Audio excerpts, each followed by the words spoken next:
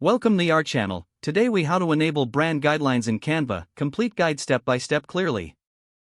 To enable brand guidelines in Canva, start by logging into your Canva account. Once logged in, navigate to the home page.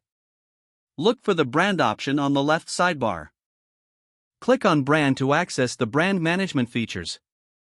If you are a Canva for Teams member, you will see an option to set up your brand kit. Click on Create a Brand Kit to begin the process.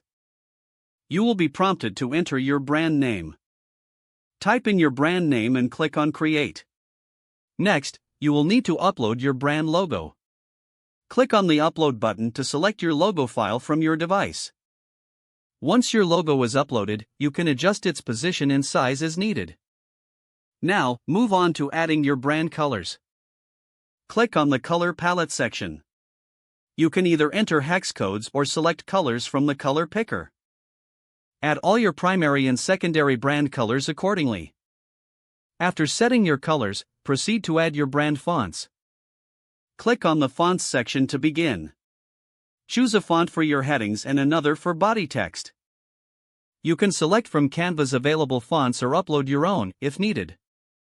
Once you've selected your fonts, review your brand kit. Ensure everything is accurately set and reflects your brand identity. Now, to enable brand guidelines for future designs, simply initiate a new design. Click on Create a Design from the home page.